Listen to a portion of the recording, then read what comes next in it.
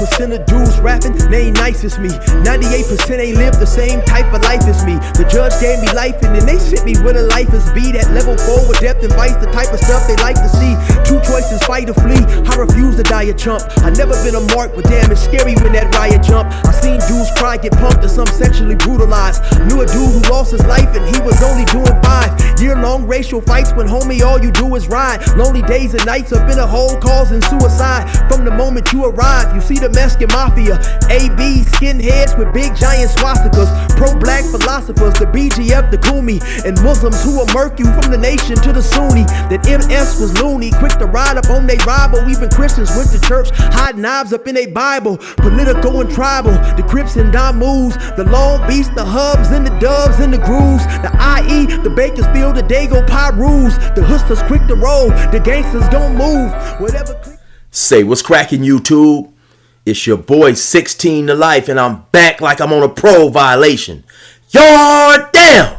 Now, for those of y'all that's new to my page, in 1994, I got arrested. I was eventually sentenced to 16 years plus life, and I served 24 years straight in the California prison system. Yeah, that was me gassing right there on that intro. And if you want to get that song, it is available only for purchase on a digital download link, 10-song EP. If you're interested, hit me up on my email, 16tolifemusic@gmail.com. Also, to check out more of my music, go to my YouTube playlist, scroll down to gas stations, or just type in 16 to Life gas stations and you will find a lot of my music there.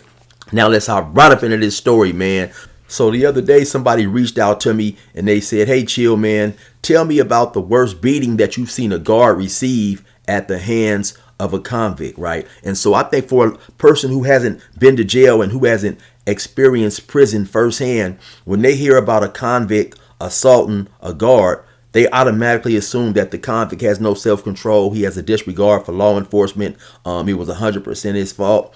And sometimes that's just far from the truth. A lot of times you have guards in there who are extremely disrespectful and have a great disregard and great disdain for the convict serving time in prison. You know, you have some guards who are going to come in there and they're going to, you know, do what's required of them. And, you know, you have some guards who it almost feels like they feel it's their duty to punish us even more and go out of their way to be disrespectful and, you know, and cross the line. And sometimes, of course, you know, when you have individuals in there doing life without parole, you might have a dude in there doing a year and he may just be having a bad day, or he may just not feel he's going to accept the disrespect that the guard is dishing out.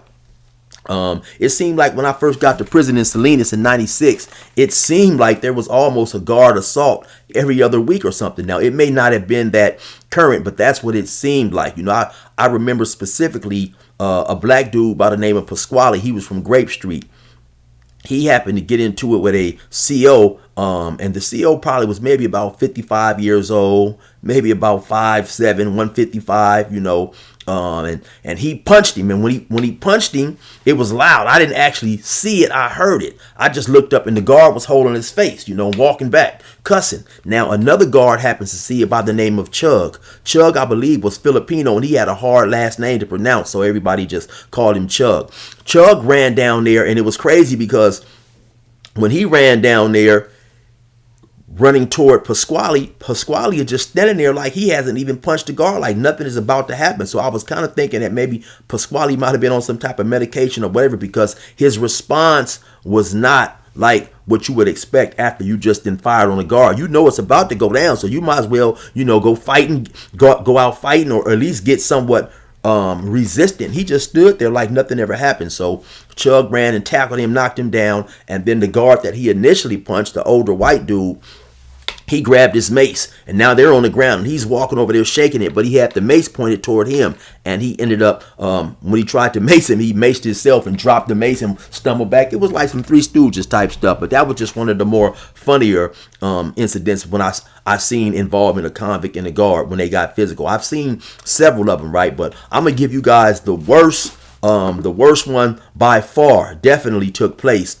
in Ironwood, which is a level 3, and it's a prison down there in Blythe. Now, anybody that's been to prison, I think they would agree with me in saying that the higher security level that you're on, the guards tend to be more respectful. Once you drop down in levels, it seems like some of the guards, not all of them, some of the guards basically think that you have too much to, you have too much to lose. And so they can be a little bit more disrespectful. The level 3s, you don't get quite as much respect as you do on the level 4s. And definitely sometimes on the level 2s, you have guards cross the line because they feeling that you're not willing to deal with what's going to come with assaulting the guard, right? So nevertheless, this time when I seen this guard get assaulted in Ironwood, this was kind of unusual, right? Because as far as the opinions of most convicts went in reference to her character, I think a lot of dudes would have considered that this was quote unquote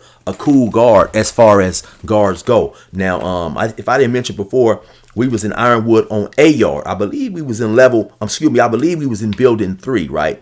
And at that time, if you was a closed A, which means it was your custody level, you had to lock up after 5 o'clock. You couldn't come outside and get any day room or anything like that. If you was a closed B, you had to lock up at 8 o'clock. You couldn't be in the day room and stuff. And the program shut down at 9. So they would allow the closed A's and the closed B's to stay out as long as they was in the building.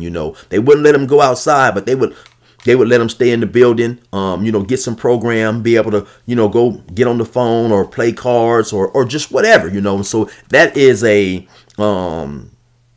it's a whole lot, in terms of just giving yourself something to do, not having to be, secluded or sitting there in the cell. And so, and they done other things, that was pretty favorable towards convicts. And so it made, once again, a lot of convicts feel that they was cool. Now, who worked that building on a regular basis? You had 3 officers. You had officer by the name of Cummings. He was a young white dude, maybe about 6'3", 6'4", 220, 225. He ended up committing suicide maybe about a year later. I don't know why. I've been in a few different prisons at different points in times where some of the correctional officers at some point in time commit suicide. I don't know if it's the job. One time I heard the dude who committed suicide found out his wife was cheating. So I don't know, but that's that's an occurrence that happens from time to time. Then also in the building you had a Mexican dude by the name of Trejo. Trejo was somewhat of a jerk, you know what I'm saying? I remember there was a time when me and him had a verbal confrontation, and I was really thinking about blasting Trejo up out of his boots. And then there also was another female guard there by the name of Guyona. Now, Guyona looked to be in her late 20s. I believe she was of Pacific Islander background. I don't know if she was Samoan or Tongan. She may have been Filipino, but she was either Asian or had a Pacific Islander background. She was probably about, I want to say maybe 5'8", 5'9", maybe about 175, 180, 185. She definitely had some weight on her, right? And like I said, in terms of attitudes of the convicts, with the exception of Trejo, Cummings and Guyona were cool, right? And so on this particular day, we happened to go to chow, and when we come back, for whatever reason, she's in an argument with a convict by the name of Dredd, known as Dredd. Dredd didn't gangbang. He was a black dude. He didn't gangbang. I don't know what the argument was about, but at some point in time during the argument, Dredd called her the B word, right? And so when we get back from chow, she had basically got at somebody and said, "Hey man, this dude disrespected me. I want you guys to physically discipline him." So here you got a female guard, right, asking, the blacks to physically discipline this dude for disrespecting her. Right now, there may have been some dudes who was willing to pull him to the side and say, "Hey man, you know what I'm saying? She looks out for us in certain type of ways and stuff. So man, don't be disrespectful. Go up and apologize or whatever." I'm not saying that happened. I'm saying you may have had some dudes who may have been willing to, say that to her because of the certain type of things that she would extend towards everybody, right? All the convicts in the building, right? But she wanted us to physically discipline him. Now that wasn't just going to happen. You're not going to have no guard who is going to, basically say, hey man, this dude needs to be disciplined, and you have the convicts discipline the dude up in there. It's not going to happen, right? So when the blacks refused to do that, she took things personal. Right now, whatever he done to her, there was different type of recourses in which she could have settled it, right? She could have locked him in his cell, and it's called CTQ, confined to quarters. She could have wrote him a 115, which is the disciplinary action that would have to been heard by the lieutenant. He could have got some type of punishment, lost his privileges, lost some time off his sentence, or she could have wrote him a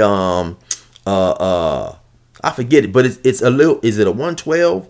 But it's lesser than a 115. It's pretty much just a warning, and it's placed in your file, right? But what she chose to do, and a lot of times you'll have guards do this as a punishment, right? She chose to search all the black cells right now. And cell searching, once again, like I said, that's a form of punishment. So she chose to search all the black cells and take certain property that was in their cell. Like, say if you happen to go home and you want to leave your TV or your radio or something like that to one of your homies, and you can do that, but it's not allowed. So if they happen to go in there and they see that you have left your homie your TV, now when you get a TV and you go to R&R, you get the TV, they got this little like tattoo type of gun, and they put your property, they put your CDC number on it, and it goes on your property card. You have a property card that'll say, okay, Chill has a radio, he has some clippers, he has some headphones, all that old type of stuff. It's documented on your property file. And so she went in there and she was doing that type of thing. She was taking stuff that people, wasn't allowed to have or wasn't permitted to have because it wasn't documented. But she happened to go in this one brother's cell, and she took his headphones, I believe it was. Now the cell that she went into, he happened to be a Crip by the name of Turk. Turk was from West Coast 80s, if my memory serves me correct. That's a gang up out of Long Beach. Turk was probably about 5'7", maybe about 150, 155, slim build. He worked out a little bit, it seemed like, and but now the difference with some of these other dudes and what she did with Turk is she took something that Turk was allowed to have. I don't know if his family had sent it to him, his girlfriend, whoever, but however he got it the way that CDC says that we get property, right? So she was not allowed to take this dude's stuff whatsoever, but trying to punish him. Well, actually trying to punish all the blacks because she was basically being unprofessional. And so in her trying to do that, she created a situation that ended up turning out pretty bad for her, right? So now when I'm at this building, I had just got down from the level 4 Salinas Valley. I had probably been at Ironwood maybe about 3 or 4 months. I don't know, somewhere around there, right? And so I hear this dude up there at the desk talking to her. He's telling her, man, if you don't give me my stuff, I'm fist to whoop your ass. You know what I'm saying? I'm not playing. Or matter of fact, he didn't say that to her initially. He was saying that to somebody else. Man, look, this bitch didn't took my shit. I'm telling you, homie, I'm fist to go up here. If this bitch don't give me my shit, I'm fist to whoop her ass. Because when we come back from chow, everybody's returning back to their cell. When some people is noticing that certain stuff has been taken from their cell. So, of course, people is talking about, hey, man, Guyona got mad at Dread, and so it got around to what she's doing. So now as dudes are coming back from chow, they're going to their cell. I happen to be in the cell with my homie Biscuit. She didn't either go in our cell, or if she did go in our cell, she didn't take anything. So once again, fast forward to this conversation that I'm hearing Turk had with his homies talking about, man, he fist to whoop this bitch ass or whatever, right? So honestly, 100, to keep it 100, I'm thinking that, this dude is just talking. He just burning off some steam, whatever. So as I hear him talking, I look up at the phone. I got a phone call maybe in about 5 or 10 minutes or whatever. So I go over there.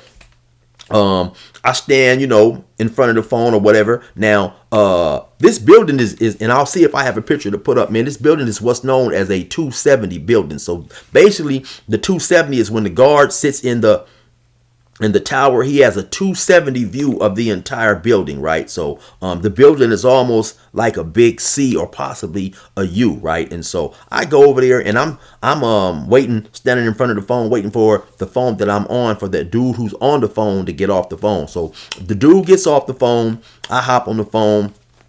I'm on the phone. I'm on the phone talking. I'm on the phone talking to my wife at the time, right? And so we're having a conversation, and it's crazy because I'm talking to her, and I'm really not paying attention to what's going on. But she says, "Who is that screaming?" You know, she can hear Guyona screaming. Now Guyona and Turk have started to fight, right? So she said, "Who is that screaming? Who is you hear So I look up because I'm on the phone. I didn't kind of knelt down.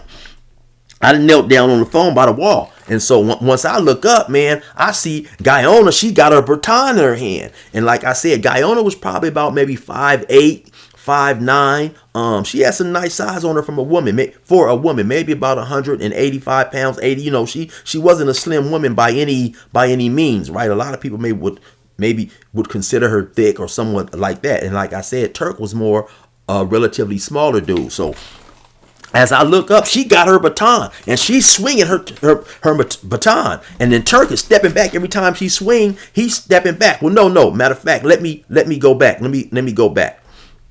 When I actually look up, he's punching on her. Boop, bop, boop, bop, bop. He hitting her lefts and rights with all his might. Beep, bop, boop, bop. But he's not knocking her down. And to her credit, she did try to fight back. So she's trying to fight back, but you can tell that Turk got a little squabble about himself. You know, every time she throw a punch, he avoided. Bam, bam, bam. He just too coordinated for her. Then suddenly she stepped back, and it looked to me like it dawned on her like, oh yeah, I got this baton on my side. So then she grabs the baton. She's like, come on, motherfucker. Come on, motherfucker. She grabbed the baton. And now initially, when he was punching on her, they're up there by the podium. The podium is almost like in the middle of the building. When you come from outside, you have to come through what's known as a rotunda. And it's like a little hallway. So when you enter the building, it's like a little door, electric door. They slide you through. That door opens. And then it's another hallway that you walk through, maybe about 10 feet. And then at the end of that hallway, it's another electric door that slides open.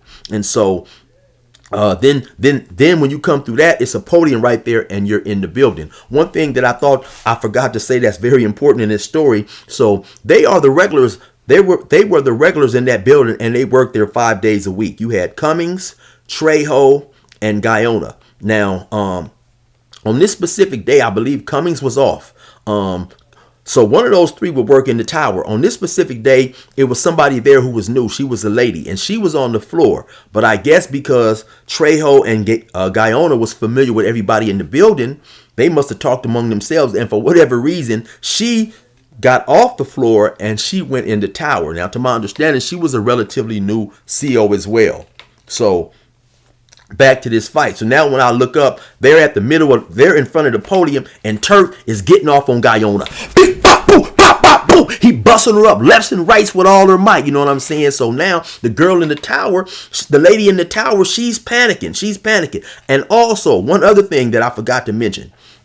Right before all this stuff happened, an alarm had went off. So when an alarm goes off on the yard, it's 2 COs per building. One of the COs happens to go outside. So as fate would have it, an alarm had went off. So Trejo, the male in the building, he went outside to respond to whatever was going on out there. So it's only one guard on the floor and the guard that's in the tower. So now we back to the lefts and rights with all his might. The boops and the bops and the punches didn't stop. He's getting off on Guyona. Boop, bop, boop, bop, boop. Like I say, he's giving it to her. Suddenly, Guyona steps back like, oh yeah, I got a baton. She snatches the baton. She like, come on, motherfucker. Come on, motherfucker. She's swinging the baton. Every time she swing the baton, Turk would just slide back. You know what I'm saying? Like he had that pugilistical training. And then he'd come back with a left and a right. Boop, bop, boop, bop. he hitting her hard, but he can't knock her down. So now she's screaming, shoot him, shoot him. She's screaming, shoot him. I'm on the phone. I'm like, damn, what's going on? I'm thinking at any second, man, they finna shoot the hell up out of Turk. Like I said, I'm fresh from Salinas Valley, man, and if you out there whooping a guard, especially on the yard, man, they finna give it to you with that Mini 14, right? So I'm literally tensed up. I'm literally waiting to hear the shot go off because they in the middle of the day room and he's punching on her. She's swinging. She's trying to fight, but he can't, she can't do nothing with him. Now, at some point in time, she hits the alarm on her side, which makes the light flash on top of the building, letting everybody know, the other guards and stuff, that it's an issue going on inside the building, right? So now back to the lady in the tower. The lady in the tower is panicking, she's hollering, Gaiona's hollering, shoot him, open the door, and all this old type of stuff. You can see her up there. I'm looking up at her because now I'm thinking, she getting ready to shoot Turk. She up there, she hitting buttons. She's panicking. She can't open the right buttons at the back of the door to let all the guards who are outside trying to respond to whatever's going on in the building. She can't find the right button to push. So eventually she finally gets that back door open and they run in. Now when they run in the rotunda, she's panicking, trying to figure out the other button to push to open up the other gate to let them into the actual building. So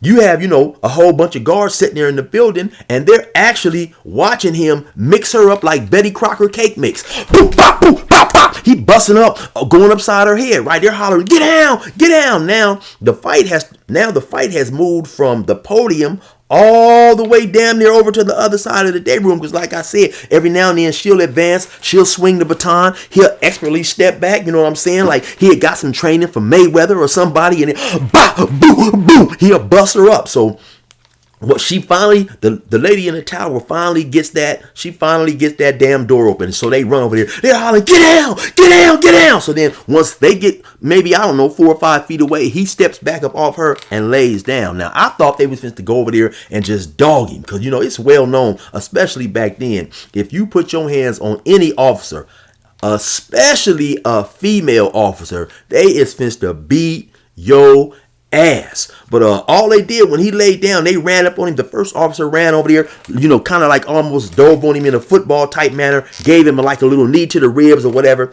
and that was pretty much it. So they handcuffed him. Now, when Gaiona, she, they finally get her and she walks away. She used to always have her hair like wrapped in a bun. He didn't whoop the bun out her head and some more shit. I mean, she got ooey and may knots all over her face. She got a lot of may knots all on her face, and her hair. He didn't whoop the bun up out her head or whatever. Her hair is super super long, man, way past her ass, almost to the back of her ankles. And like I said, man, she's lumped all up. They take her out of there. They pick Turk up. And they take Turk up out of there. I'm saying to myself, man, I know they finna to whoop his motherfucking ass. So they take Turk to the hole, and that was the last that I seen of Turk, right?